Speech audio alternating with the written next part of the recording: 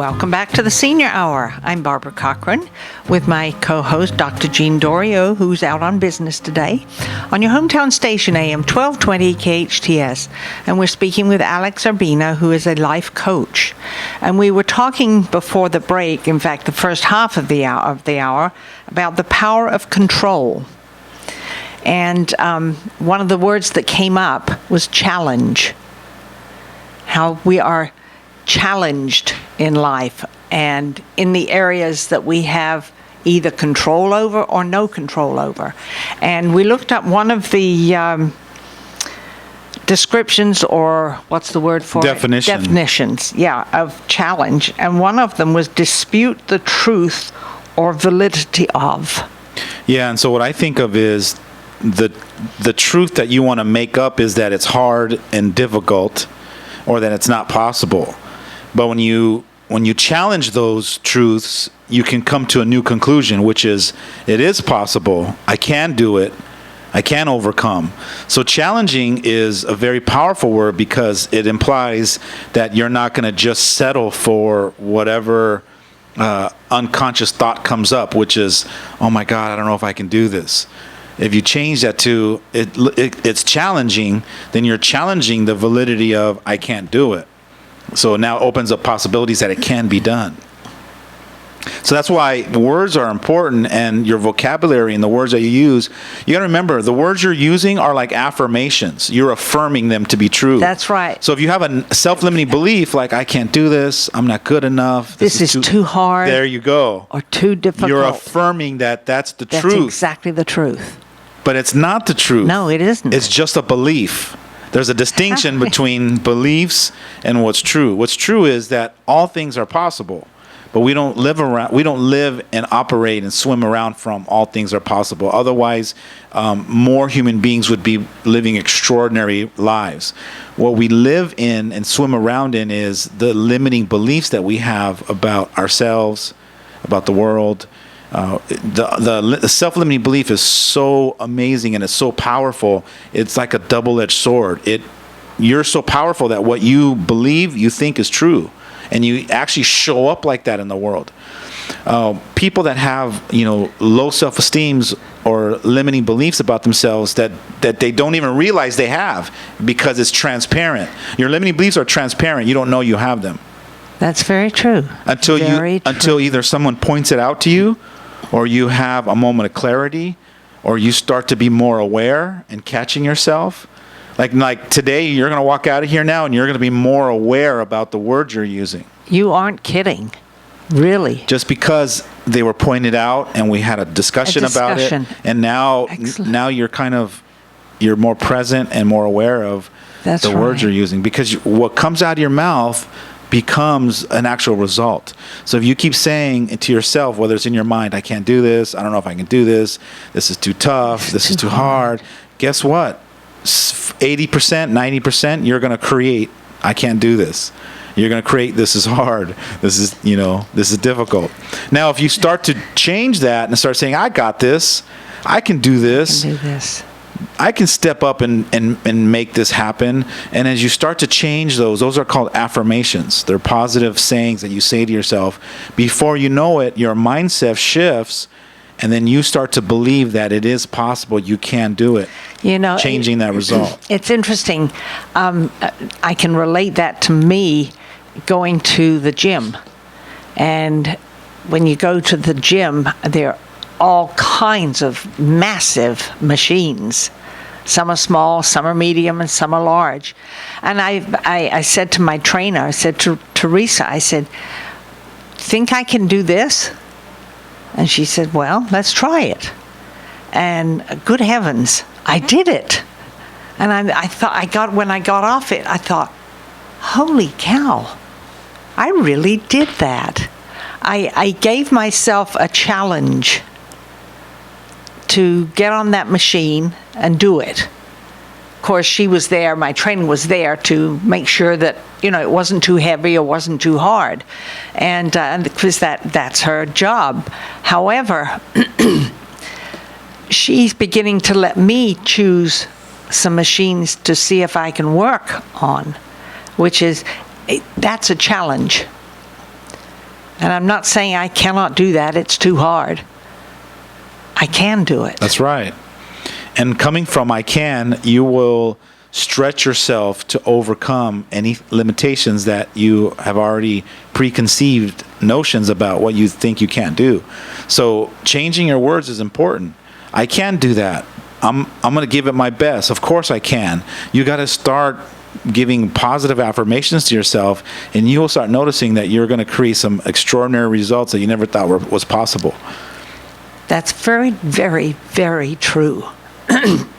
In my situation at the gym, I did it. That's right.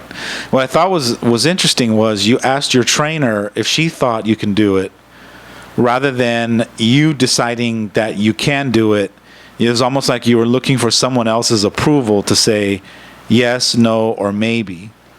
And what I also found was interesting was she says, I don't know, let's try, instead of absolutely you can do that. Because that would have been my first response. Of course you could do it. Isn't that interesting? And believe in your greatness. See, like coaches, trainers, mentors, their job is to believe in your greatness.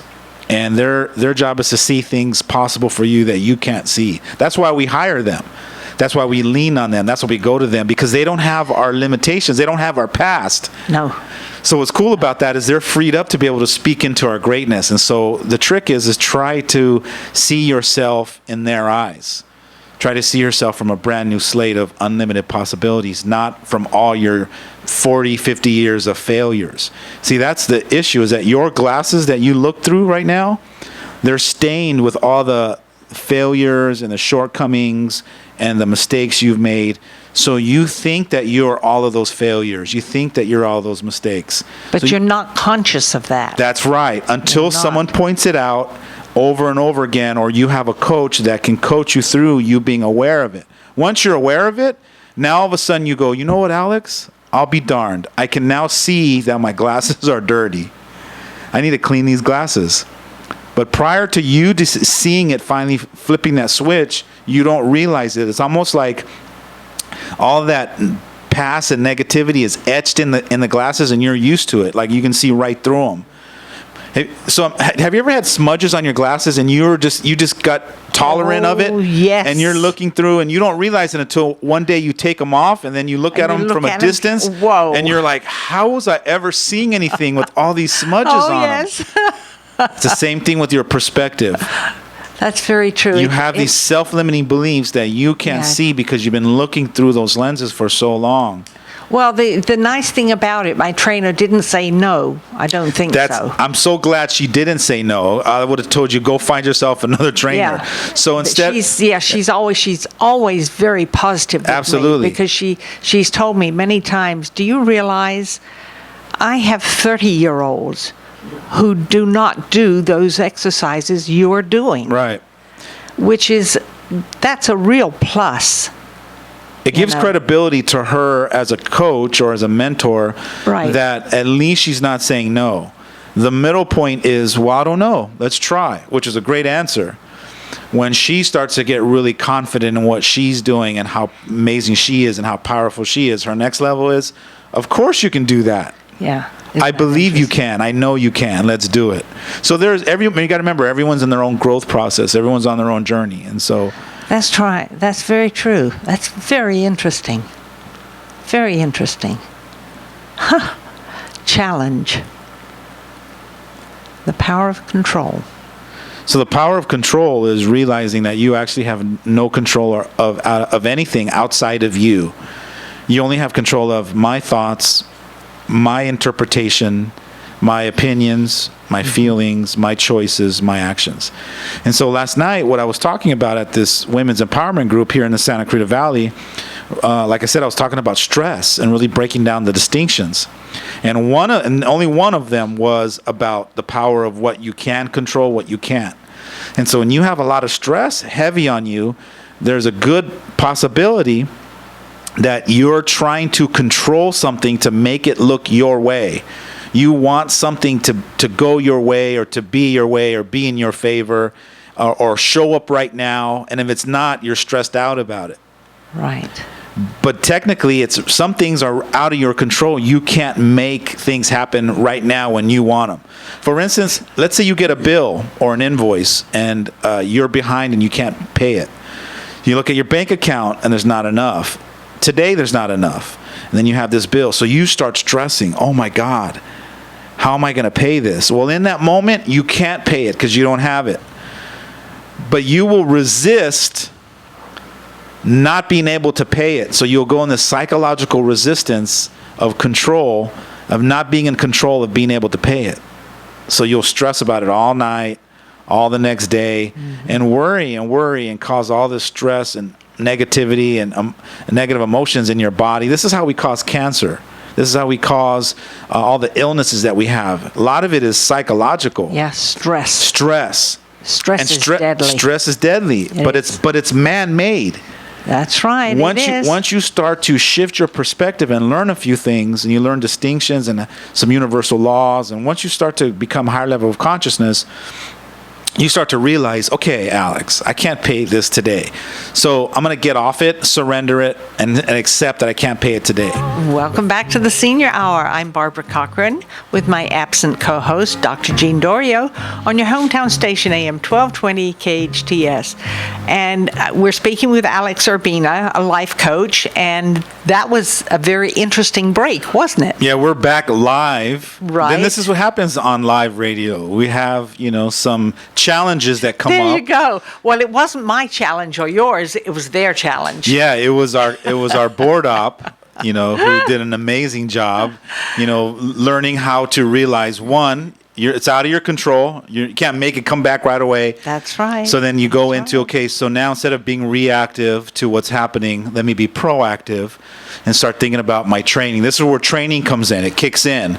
And like police officers or anybody in service, they do so much training that they rely on their training to come in when there's chaos or breakdown or mishaps. You let your training kick in. And he did an amazing job. He immediately went down to start to go through the rundown of how to diagnose and figure out how to get us back on the air. And we're back what a on great the job. air. Yeah, we're back. That was such a shock to hear that beep. That's the first time it's happened. Well, on the Senior Hour. I'm thinking about when you started the show, you were talking about how you broke the slot machine and got paid, some good money. And then today you come in and you short out our board here, and you're not getting a jackpot. We're not going to pay you for shorting out this machine. Okay, but what was interesting? While we were off air, we had some visitors from the outside looking in. Yeah, we love. I love this location. I waved to her, and the look on her face, she must have been astounded. Yeah. Because from outside, just looking, you can't see in. You have to get up close. Yeah, there's a glare. Yes. So there is. if by any chance you look up and go, oh, this is a radio station, and then you just peek in and you see people live broadcasting on the air, and then they're waving at you, you go, oh. Uh-oh. Yeah, it was interesting to see their face like that. It was. Another thing that came to my mind while we were waiting for us to come on live is I've noticed that people as a whole, their glass is either half empty or half full. And it's a real difference in personalities. Mine is always half full. I've always been on the upside or the full side of life. And I am assuming that my childhood had a lot to do with that, and the challenges that I went through as a child. Absolutely. You don't realize how important our past affects you being and living in the present moment. It is so imperative to either learn or be invited to or participate in some kind of a process where you complete your past. One of the greatest gifts that I've given myself is the opportunity to fully complete my past and let it go, so that it frees me up to be present in each new moment, creating new experiences, new results, without allowing my past to come in and taint the new opportunity, the new moment with residual stuff. And it's so important to be able to give yourself that gift. It is. It's very important. And I was in psychoanalysis for many, many years. And that helped me. That psychiatrist was able to help me to come to the realization of, okay, what happened a long, long time ago really took you along this path and this path and this, which gave you the There's a learning lesson that happens the there. situations that I'm handling, and it really taught me, or I learned, it was a challenge. There was nothing that I couldn't do if I accepted where I am and what I'm doing, and yeah, you can do it. You can absolutely do it. And I think, had I not gone through that psychoanalysis, I wouldn't be in the situation I am now. I really believe that. It was a lifesaver for me.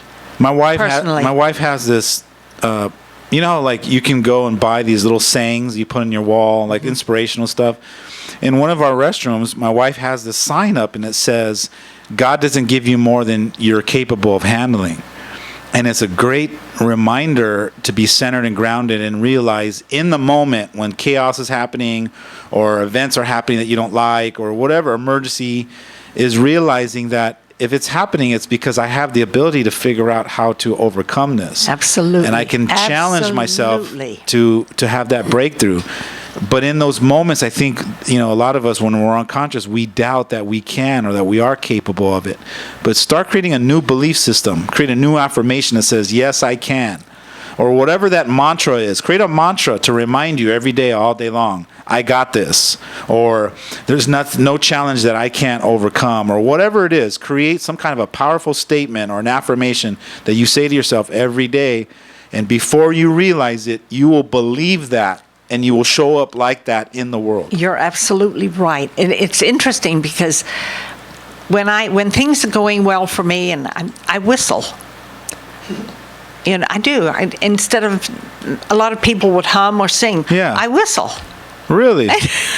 What kind of a tune do you whistle? Well, just anything that comes to my mind. It doesn't have to be anything in particular.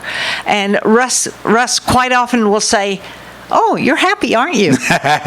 You're whistling."